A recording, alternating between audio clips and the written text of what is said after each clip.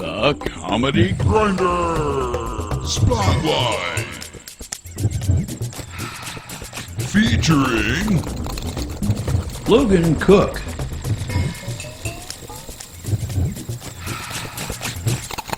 Recorded before a live studio audience at the First Church of Cannabis.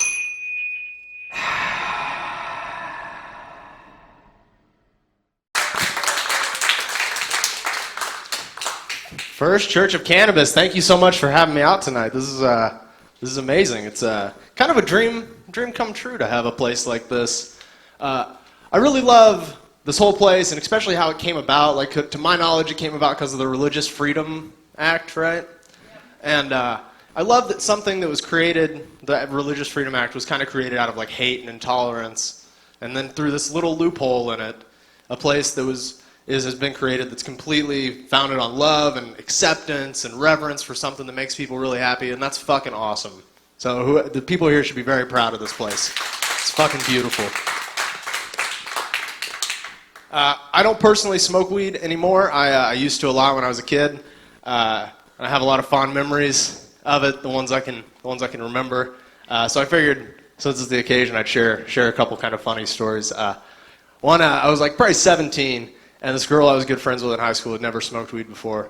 And she called me, she was at a party, she'd been drinking, and she asked me to come pick her up to take her to go get some food. So I show up, we leave the party, and I was like, hey, I got some weed on me if you'd like to try it, for your first time. And she was into it. So we rolled a bomber and went out and smoked it.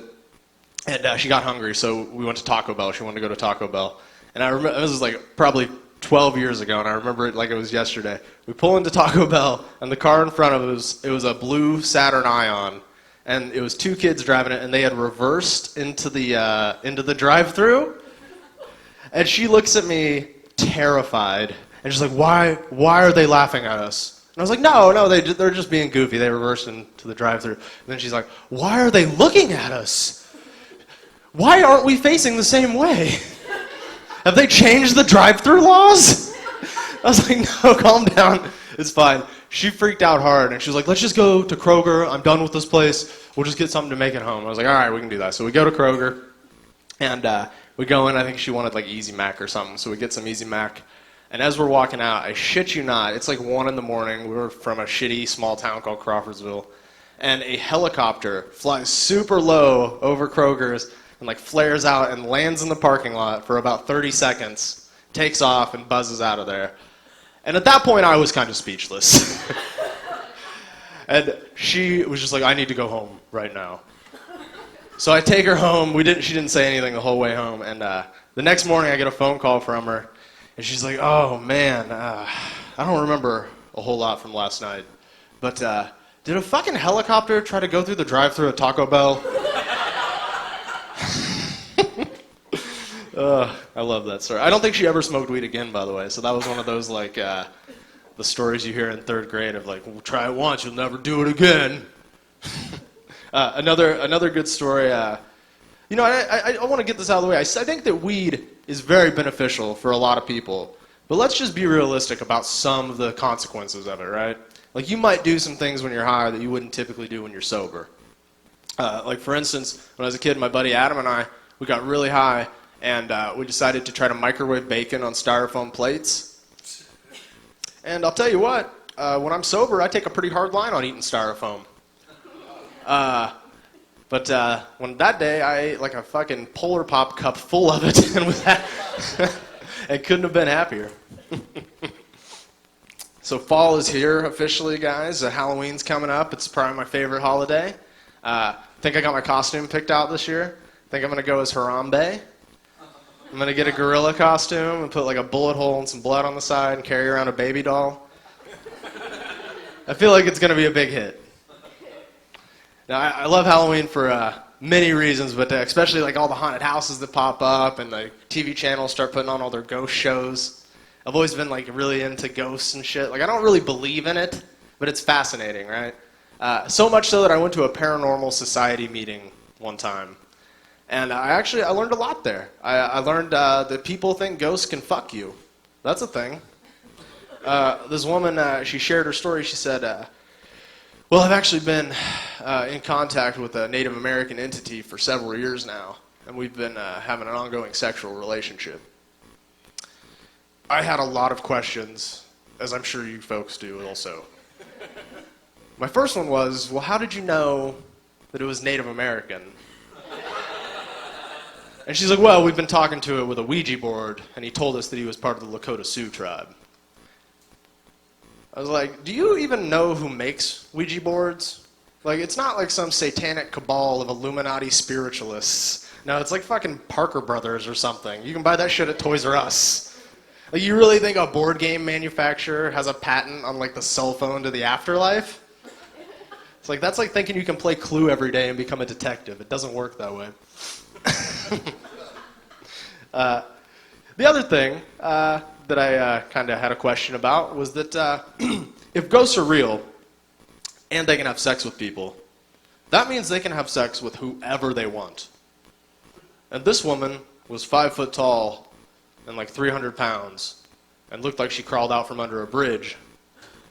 And I've made a lot of mistakes with women, and I wasn't going to have sex with her. I don't think a ghost was going to either.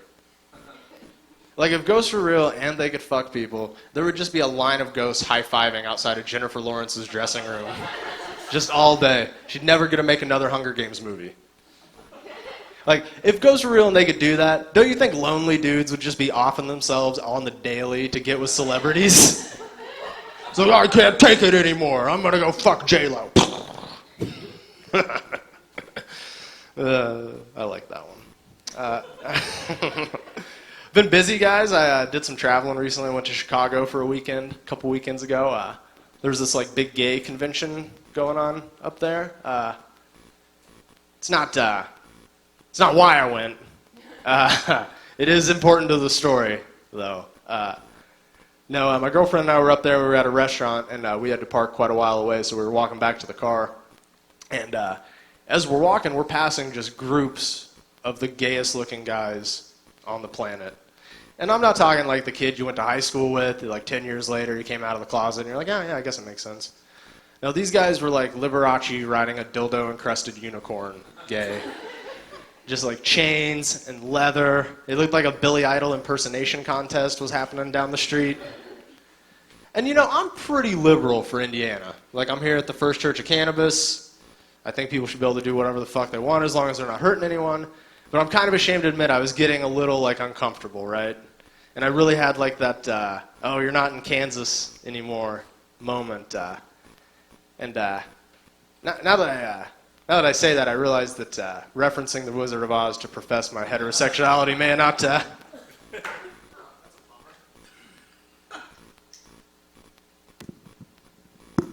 And we're back. Referencing The Wizard of Oz was not the best option in that situation. But as we're passing these guys, my girlfriend can totally see that I'm really uncomfortable by the whole situation, so she's loving it, you know. Everyone we pass, oh, I love your outfit, cute shoes. And I'm just like, stare straight ahead, don't make eye contact, they're probably more scared of you than you are of them. Just remember, we're going to get through this, buddy. And we're almost back to the car, and I see a group of guys approaching us, and they look like bros, right? They got like tank tops on, they got khaki shorts. I'm thinking they're my people, right? And I'm figuring that they've been seeing the same shit I'm seeing for the last mile or so. So I'm expecting like a sympathetic, like, whew, I'm glad that's over with, you know, like a little head nod or something. And as we get closer, I realize one of the guy's shirts, it's like a come at me bro shirt. And I'm like, oh, these guys are definitely my people. They're douchebags. We understand each other. I get it. So we get a little closer, and I'm reading his shirt out loud to myself. And I read it, and it says, come in me, bro. And I audibly gasped like a 1950s housewife that just saw a black guy on TV for the first time. I was just like, oh, my word. Oh. I started doing that like dance when like in the old cartoons when the mouse runs into the kitchen and the woman gets up on the stool. It was an interesting trip. Let's see what else, guys. A lot going on. I recently had to shave my beard off. If you've seen me recently, I had a big, long, bushy beard, but had to shave it off. It was for me, it was kind of one of those moments in life where you really overcome something, you know. And in this case, I mean that quite literally. I was laying down, beating off, and I overcame the napkin that I had laid out, and I shot a load right in my own face.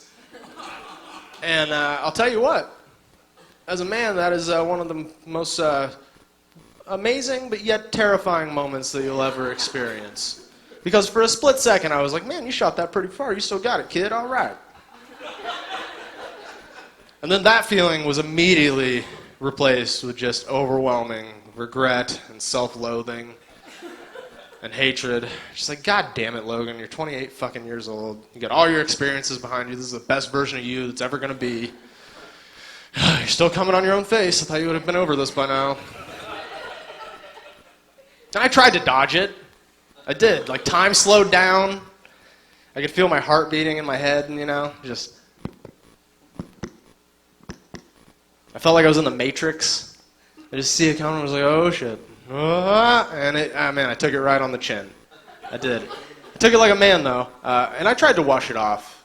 But, soap only gets rid of so much guilt and shame. I had to shave that thing off altogether. People always talk about their, rock bottom moments with drugs and alcohol. No one talks about their, beating off rock bottom moment of blasting a load on their chin. And that's probably not even the worst, honestly. I probably could top it. You guys ever fucked a pocket pussy for so long and been so lazy that you didn't clean it, you just started banging it with a condom just to be safe? Yeah, me neither. I never did that. I don't know what my problem is, guys. I guess maybe I watch too much porn. I don't know. I'll tell you what, though.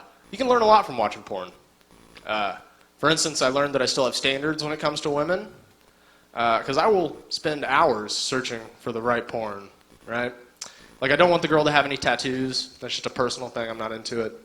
I don't really want her to be enjoying it too much either.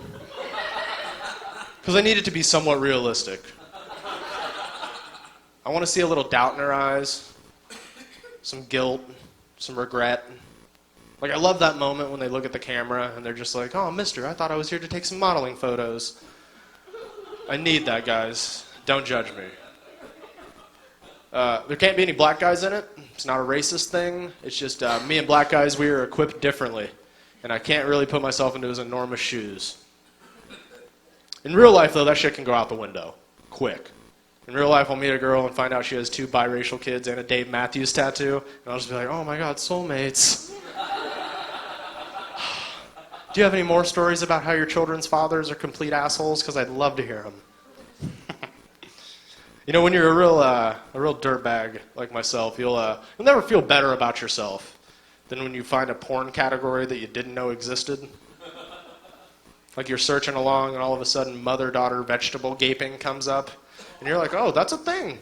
And it's not my thing. All right. Today's looking up. A lot of terms in porn that I don't really understand. MILF, for instance. Mom I'd like to fuck. I don't think so. I don't think there are any moms out there that I'd like to fuck. There are moms I will fuck. There are moms I wouldn't even mind fucking. I just don't think there's any out there that I'd like to.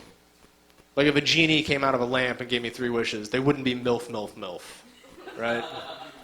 To me, that's like going to a car dealership and them being like, hey man, we got a brand new 2017 Corvette, it's got 6 miles. And we got a 2003, it's got 87,000 miles. They're the same price though. So yeah, they're both pretty. And yeah, they're both fast. And you're probably going to feel pretty good inside both of them. But one of them's going to have a lot of annoying little problems. There's going to be some noises that you can never figure out quite how to shut up. The gaps on the body panels aren't going to line up just right, I'm just saying you have a clear choice in the matter, that's all. So guys, I've been doing comedy about a little over 3 years. A little over 3 years now, and when people find out you do comedy, one of the things that they often say is like, oh man, I could never do that. It must take a lot of balls to get on stage. And that couldn't be farther from the truth. I am a complete coward at heart. What comedy does take, though, it takes a brain that operates a little differently than most people. It takes a brain that wants to make a joke at any situation, no matter how serious it is, right? And that's awesome for stand-up comedy. It is terrible for developing healthy relationships with other human beings. I'll give you an example. The other day, my girlfriend and I were driving, and an ad came on the radio that said, Panic at the Disco is going to be performing in Indianapolis. And she was like, oh, babe, I love that band. We should go go see them. And my response wasn't, oh, yeah, we should. We do a lot of things that I want to do. We should do this. You deserve this. And it wasn't, I'd never heard of that band because when I was growing up I had friends. It was, oh my God, I have to immediately go home and Photoshop that guy that shot up the gay nightclub's face in Florida onto a Panic at the Disco album cover. And I did. And I posted it to Facebook. And I got banned for 30 days. And it was fucking worth it. Let's see what else. Recently saw this commercial on TV. It was like for a woman's multivitamin. And in the commercial, they reference a study that said 73% of women often try to make healthy decisions. And if you guys are following along, what that also means is that 27% of women, when asked the question, do you ever make healthy decisions? They were like, who, me? Never. And then when the person asking the question was like, wow, come on, do you ever at least try? Their response was to blow cigarette smoke into the face of a toddler locked inside of a hot car and was just like, no, I'm never going to do that. I'll be honest, guys, I would kind of like to see a list of those women. I feel like they're kind of in my wheelhouse, you know? I kind of like them crazy. See, I just wish that they made a website like Carfax, but for women. You could go on there and type a girl's name in before you start dating, get a little bit about her history, you know? You type a name in and it comes back. Got a tattoo on her chest when she was 15. And we already learned that I'm not into tattoos, but I'm into that. Because what that means is that she has been making terrible decisions for a very long time. And it wouldn't take a whole lot to convince her to make another terrible decision with me. You keep searching. Estranged from father.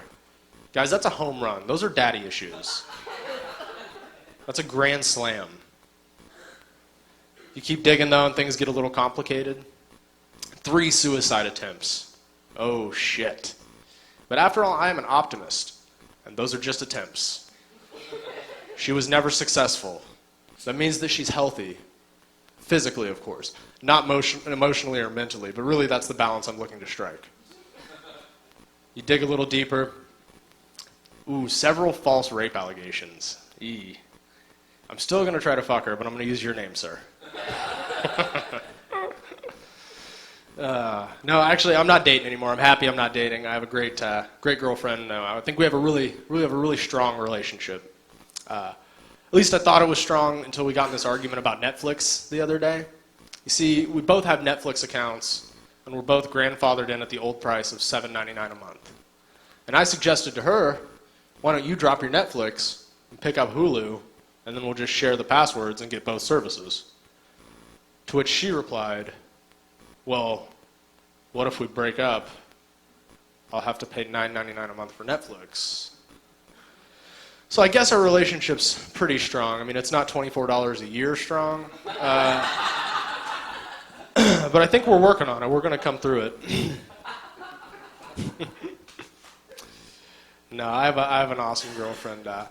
We get along pretty well. But she sets me up in these little traps all the time. I don't know if anyone can relate to that. But like for Christmas last year, for instance, she bought me an Xbox One, which on the surface sounds amazing, right? It's awesome.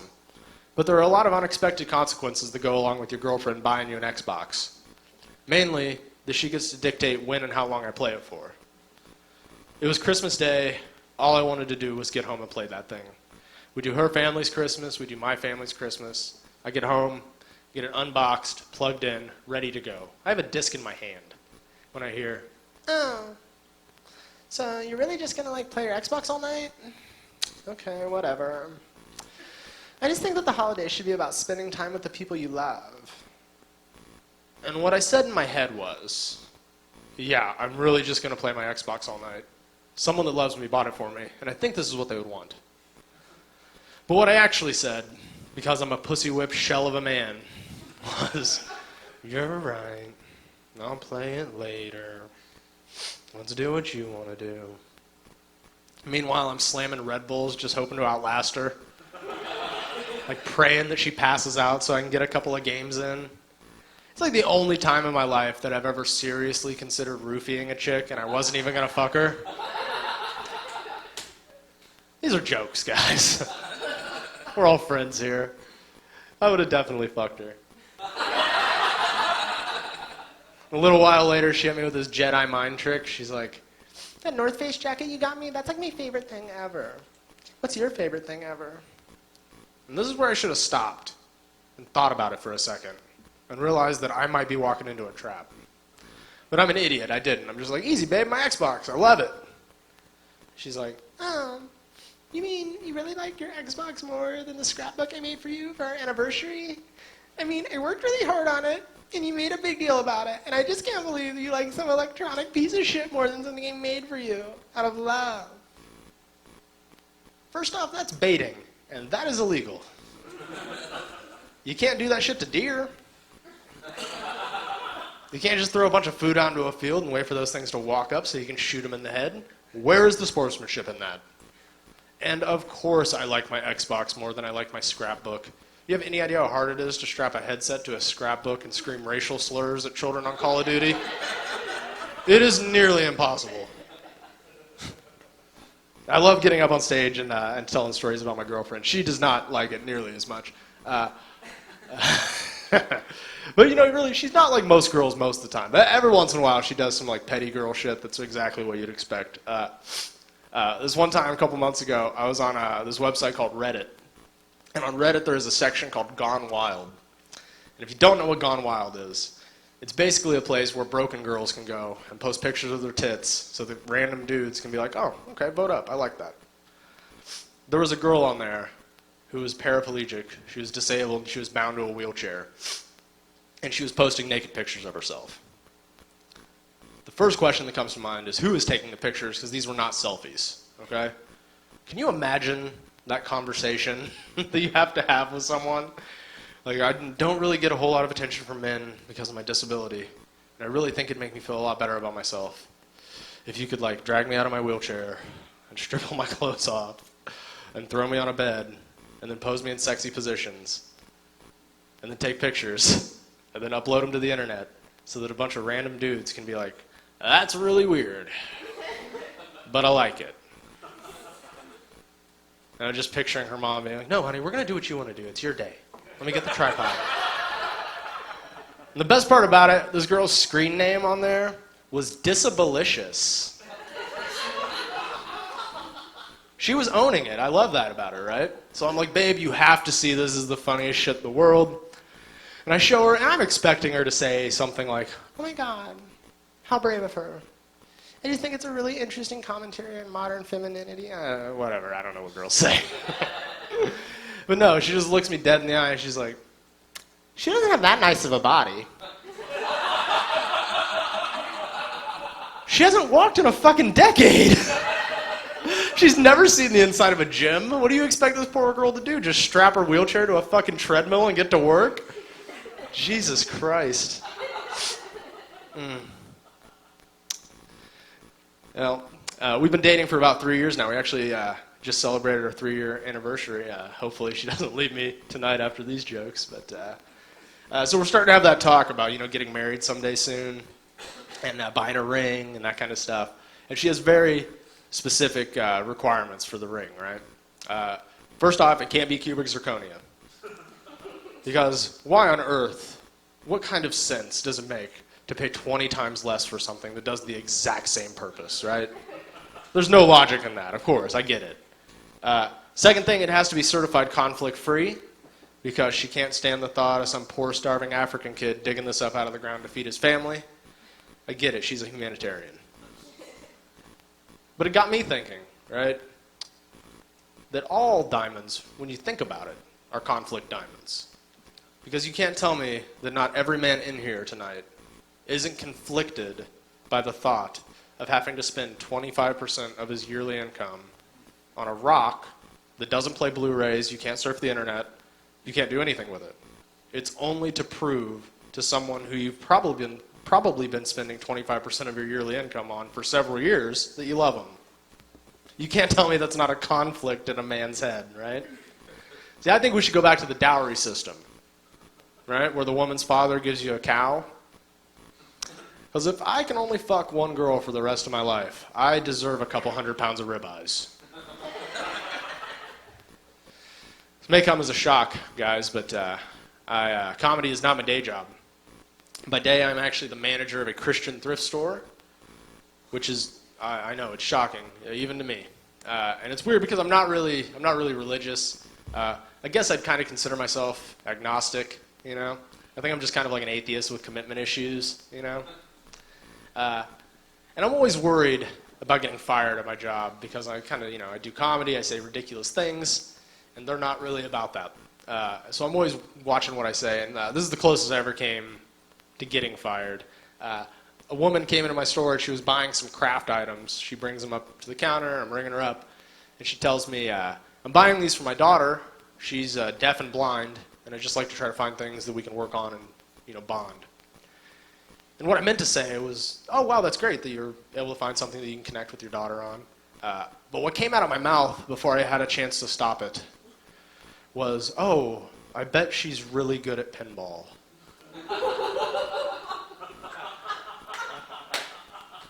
She did not think that was nearly as funny.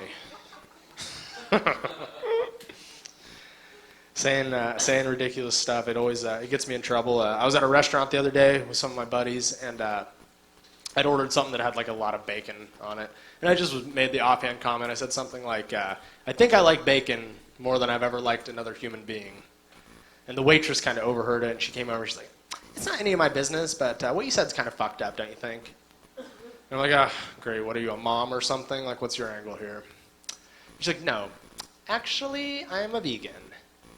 It's like, super, this conversation's going to be very enlightening. You guys know how you can tell if somebody's vegan?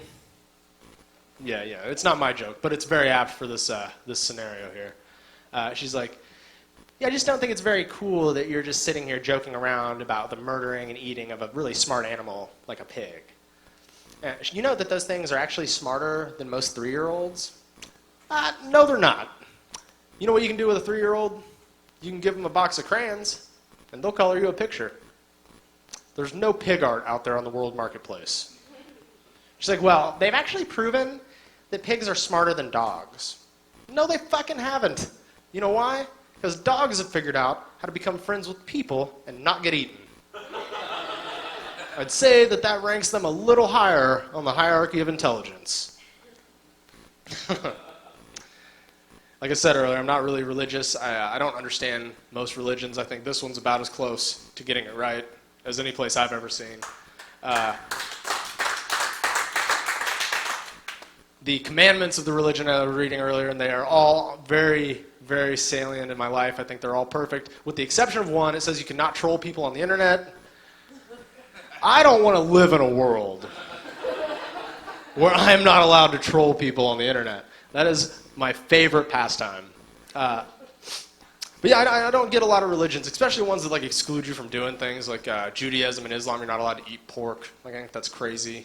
And you know, Christianity, it gets a real bad rap. But apart from like kitty diddling scandals, they don't really do a whole lot of harm. You know, they're not out there blowing themselves up for the cause, is what I'm saying. And it kind of reminds me of the story. I'm going to get out of here on this one too, by the way. The story I read the other day on Facebook, it was about a 13-year-old Pakistani boy who saved his school from a suicide bomber. He saw a guy walking in who had bombs on his vest. The kid tackled him. The guy blew up the vest. It killed them both, but the kid's a hero. He saved his school, right? And now, I don't know a whole lot about Islam, but I'm pretty sure they have to split the virgins now. If that suicide bomber wasn't pissed for that kid cock-blocking him in real life, he is going to be so pissed when he gets to heaven and finds out he's cock-blocking him there. Allah, I was promised 72 virgins. There is only 36 here. I am not trying to question you, but this is bullshit. And Allah's just like, calm down, Omar. And guys, I'm not going to do Allah's voice in an Arab accent because I have a little respect. Allah's like, hey, Omar, calm down. You tried to blow up a school. That's kind of a dick move, even for us. And meanwhile, that kid's over in the corner partying like he's in a Ludacris video. He's just got 36 Muslim dime pieces grinding all over him. He's got gold chains on. There's like an 84 Volkswagen being pulled by a camel on 22s. I love it when you call me Osama. Thank you very much, guys. My name is Logan Cook.